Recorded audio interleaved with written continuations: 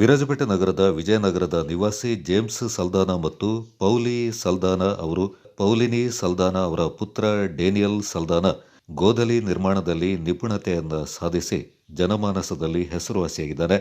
ಯೇಸುಕ್ರಿಸ್ತರ ಜಯಂತಿ ಅಂಗವಾಗಿ ಗೋದಲಿ ನಿರ್ಮಾಣ ಮಾಡುವುದು ಸಮುದಾಯ ಬಾಂಧವರ ಒಂದು ಭಾಗವಾಗಿದೆ.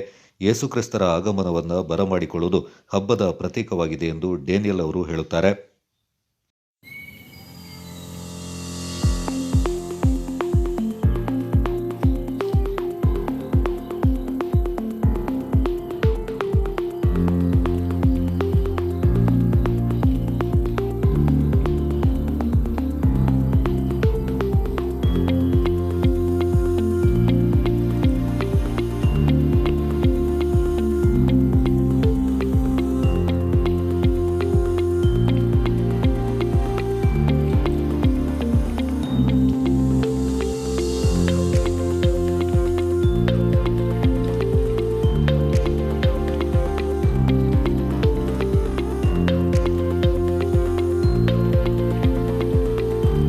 ಎಲ್ಲರಿಗೂ ಕ್ರಿಸ್ತ ಜಯಂತಿ ಹಾಗೂ ಹೊಸ ವರ್ಷದ ಆರ್ಥಿಕ ಶುಭಾಶಯಗಳು. ನನ್ನ ಹೆಸರು ಡ್ಯಾನಿಯಲ್ ಸಲ್ದಾನ. ನಾನು ವಿಜಯನಗರದ ನಿವಾಸಿ. ನಾವು ಸತತ 16 ವರ್ಷಗಳಿಂದ ಈ ಗೋದಲಿ ಅಂತ ಹೇಳ್ತೀವಿ, ನಾವು ಗೋದಲಿ ಅನ್ನೋದನ್ನು ಮಾಡ್ತಾ ಬಂದಿದ್ದೀವಿ. ಈ ವರ್ಷವೂ ನಾವು ಯೇಸು ಕ್ರಿಸ್ತನ ಜನನದ ಒಂದು ವಿಚಾರಣೆಯನ್ನು ಇಲ್ಲಿ ಮಾಡಿದ್ದೇವೆ. ಈಗ ನಾವು ಏನು ಮಾಡಿದ್ದೀವಿ ಅಂತಂದರೆ ಬೆತ್ಲೆಹೇಮ್ ಅಂತ ನಾವು ಕ್ರಿಯೇಟ್ ಮಾಡಿದ್ದೀವಿ. ಬೆತ್ಲೆಹೇಮ್ ಅಂದರೆ ನಮ್ಮ ಯೇಸು ಸ್ವಾಮಿ ಹುಟ್ಟಿದ ಊರು. ಆ ಊರಿನಲ್ಲಿ ದನದ ಕೊಟ್ಟಿಗೆಯಲ್ಲಿ ಯೇಸು ಸ್ವಾಮಿ ಜನಿಸುತ್ತಾರೆ. ಆ ದನದ ಕೊಟ್ಟಿಗೆಯ ಸುತ್ತ ಇರುವ ಹಳ್ಳಿಯನ್ನು ನಾವಿಲ್ಲಿ ಚಿತ್ರಣವನ್ನು ನೀವು ನೋಡ್ತಾ ಇರ್ಬೋದು.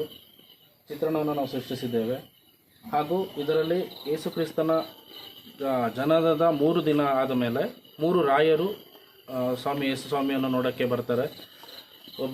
ಕೆಲವು 3 ರಾಜರಲ್ಲಿ ಒಂದು ರಾಜ ಬಂದು ಸುಗಂಧ ದ್ರವ್ಯ ಹಾಗೂ ಮತ್ತೊಬ್ಬರು ಬಂದು ಚಿನ್ನವನ್ನು ಹಾಗೂ ಇನ್ನೊಬ್ಬರು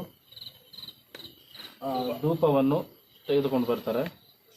ಹಾಗೂ ನಾವು ಈ ಕ್ರಿಬ್ಬನ್ನು ಮಾಡೋಕ್ಕೆ ನಾವು ಸತತ 10 ದಿನಗಳಿಂದ ಮಾಡ್ತಾಯಿದ್ದೀನಿ.